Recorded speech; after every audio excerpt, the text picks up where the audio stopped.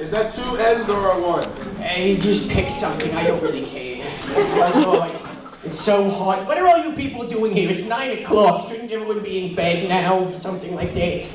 So go watch Chorus Line or something like that. Isn't that fun? No. Wouldn't that be entertaining? No? Thank you. Whoever said that, thank you. That was me, Dave. I love you. Thank you. Thank you for coming here, first of all, to see 3 sweaty men do the same thing they're doing in Chorus Line. God, I hope I get people to laugh. We're going to do one song later, all 3 of us together. We have that choreographed? Not really. Aww. Shh, you don't want to see that. You want to see one of the 3 of us without a shirt on. The other 2 of us, not so much. Really, no. So, a lot of you don't know my school history. I started off at a school where people thought that, let's see, they wanted to escape from New York City, so they went to Morrisville. Oh my God, so you actually know where that is? I'm sorry for you people. Oh, that's awful. But, so they get there, and then they get off the bus, and that same look of just shock, just, crap. I've gone too far. There is no society here. There are more cows than there are people. It's terrifying. Like, you can see them too when we take them out to pasture. Yeah, because I was one of those students who didn't have a major, so I would just run around and be like, of course I'll take cows out. Of course I'll play with the animals. I want to do that because I'm from the city. We're living out to have cats in our dorms. So I love playing with the bovine because, you know, they're the most receptive animals to anyone. How are you doing? Aww, that's mean. But, so Morrisville, it's full of a bunch of people who either want to get the hell out of there or graduate and then get the hell out of there. There's no one that wants to stay there. Nobody. Everyone's running everywhere. So, my second semester, I got this really cool dorm. It was a suite with 3 other friends, none of which were in my major, which was great because none of them knew that I was failing. They all thought I was a genius because I was never doing homework in front of them, which never did. It's great. People think you're smart if they don't see you doing work. So I'm in this dorm, you know, living the life, and one night I'm in the bathroom and I'm brushing my teeth, which is a surprising thing for college people, I know. And I look up, and one of these kids, we'll call him Scott, because I probably shouldn't have mentioned the name of the school, whatever. No one will hear it. No, they don't have internet there either, so they won't hear this. So he walks in, and I look up, and I'm like, hey, Scott, and he just goes, and he walks away. And then he walks back, and he's looking at himself in the mirror, and his eyes just widen like pie plates. And then he unzips his pants, bends down, and just takes a crap right on the floor. And then he stops, stands up, pulls them up, walks over, washes his hands, and then he washes his face, turns around, and then he looks at me and he goes, dude, someone took a dump on the floor. And I'm toothbrush in mouth, so I'm like, Scott, that was you. And he goes, oh man, crystal meth is a hell of a drug. And he's one of those people, and everyone who lives in dorms or has ever lived in dorms, he was one of those people that knew 5 minutes before the fire alarm was going to go off, so he was already outside with his coat on and the cigarette. And you come out there and it's like 4 a.m. and you're like, oh, I'm so tired. You are the reason I am out here in bunny slippers. Come over here. Fire department, police department, can't figure it out. If they're well dressed, it's them. It is them! So I transfer out of there, and I go to a local community college. And I sit down for my first class. It's a literature class. I picked a really easy one for me. They were like speaking intensive, and I went, oh, good. I can talk. So I sit down in the class, and we're pairing up with group mates. Now, local community colleges, who has ever gone to those? Woo! One person! We escaped the system! Yeah! They're awful. They're awful if you get thrown out of your original school you wanted to go to, or you try to transfer out of somewhere and don't get there, so you go to your community college. For those reasons, again, you just want to run out. You want to go to the class and just be like, it's awful. But this kid, I get paired up with group mates, and this kid sits down, and I don't have the hair for it anymore because I went to get a haircut in town. I'm going to divulge for a second for my story for that one. I sit down. Short hair is definitely in style because this is not what I asked for, because my head's a weird shape, so I try to keep the hair long so I can have the hat. People are like, he just looks disgusting. And I'm okay with that. Instead of, he has a funny looking head. So I sit down in the chair, and I'm like, hey, could you... You didn't wait for me to finish my order. This old guy, God bless them, I love their haircuts, but they don't care. At all. They're like, yeah, whatever. They give you the crew cut I got in the 70s. So, this kid, I don't have long hair to give you exactly how disgusting he looked, but I sit down at the table and he goes, hey man, I got thrown into Brown for doing crystal meth. What are you here for? And I went, oh, damn it, I didn't escape you people. So finally I make it to Potsdam after a semester. Don't woo this place. You all complain about it just as much as I do. So there. So, Potsdam, what a wonderful place. Again, still in the middle of nowhere, still 8 hours away from society. But we have 2 pizzerias, so we're good.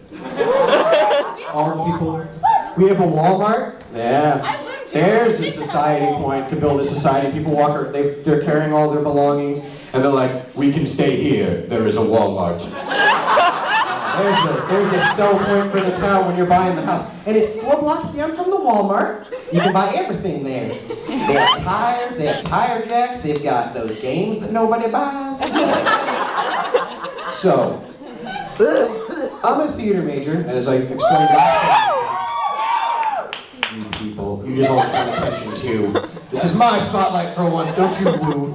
So, I like to try to turn theatrics into a sort of a game, just because, again, people who do theater, they're either trying to get your attention, or don't want it at the moment, so they're trying not to get your attention really hard, which ends up doing the same thing. But for example, a game I came up with one of my classmates, Mike Bloxham. For some reason, every time we always wind up being the guys taking tickets. So I turned it into a competition, where it's like, a person walks up and you just spring at them to grab the ticket, and no one ever expects that, because you always expect like, I hope you enjoy your show, hope you enjoy your show. You don't expect,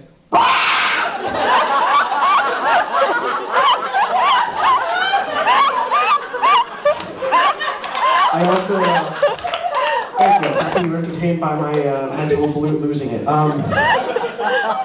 also like to just like look at them and be like, I dare you not to enjoy this show. I dare you. Your $15 will go to naught. Yes! And I will destroy this place one brick at a time. Speaking of crowd reactions, I really hate that when I'm watching shows. When I'm watching stand-up, that's fine, I love that. When I'm watching plays, and you have the kid and he walks in and he goes, every time a bell rings, an angel gets his wings. And everyone goes, aww. I just want to stand up, shut up! You have all seen this 400 times. God, I just want to sit lonely in this theater. Speaking of the show that we will not mention, but it's going on right now, and some people have this innate talent as performers. And I don't care if you're a music performer, I don't care if you're an on-stage, an off-stage person, especially if you're a stage crew, you're good at this. But these people, everyone in this show, are very good at standing right on the edge of their light.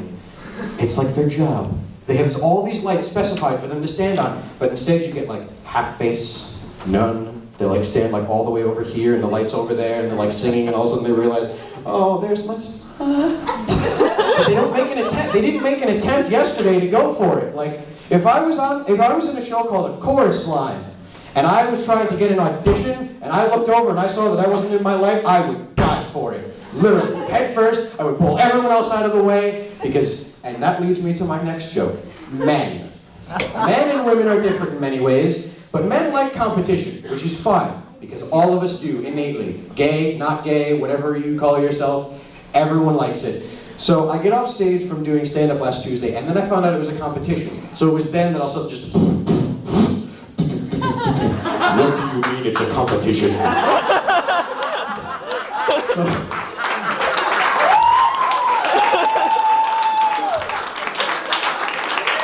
So I go back to my room, actually more of it just... Walk into the room, my roommate, who does not go to any of my stuff, and thank God for it, because I can make fun of him. But I walk in and I'm like, you are a pussy. You do not come see my shows. You do not laugh at my jokes. You will come next Friday. And of course his response was, no. And of course the innate man in me's going, rip his head off! But I didn't because that would be manslaughter, and I don't want to go back to Morrisville. That's straight where they would help. They'd be like, you're going to prison. Thank God! Morrisville. Oh, we're going there. No! Death penalty! Send me to Texas! Give me a chair! Alright. So I'll go into some of the jokes I haven't done in a very long time. I did some airline jokes who was here last Tuesday? You people. Thank you for coming, by the way, so you're not going to hear repeat jokes. So I talked about airlines and how they're getting very stingy, but one of my favorite features is the stewardess buttons. You use, bing! I'd like a bag of peanuts. And you have to do what you want, which is awesome. They can only arrest you when the plane is landed. I took a flight to California. It was 6 hours of what I wanted, and they couldn't do a thing about it because there's no room on that plane to put me in handcuffs anywhere. They put everyone in like Tetris pieces. Those are the people that created Tetris. The airline stewardesses, because they are experts at it. Where does your bag fish 35 degrees north? That baggage container right now, go. And they know it. But I always wanted one for real life. So when you're in like, I'm going to use Todd Kennedy's classes. I just want, bing! Stewardess, could we wrap this up? It's been like 20 minutes. We talked about Star Wars 4 times. I'm kind of bored. All right, sir, thank you very much. Walk away. She'll pick Todd up and walk away. And it'd just be awesome to have one of those for many things. Or, you know, bing! This guy is not funny. Could he just get him off the stage? All right, sir, thank you very much. I can handle that. Would you like some peanuts? Speaking of which, they took those off the plane. The one free food they give you during a flight is gone. Hey, people are allergic. Don't eat them. Don't touch them. If you're allergic, don't ruin it for everybody else. Because I'm not clever enough to sneak food on because I'm a dude. We don't have places to put food except for here, but then it gets hot and I don't like that. Not like my sandwich. Because the second you get on the plane and you start melting right down there, they'll immediately go, oh.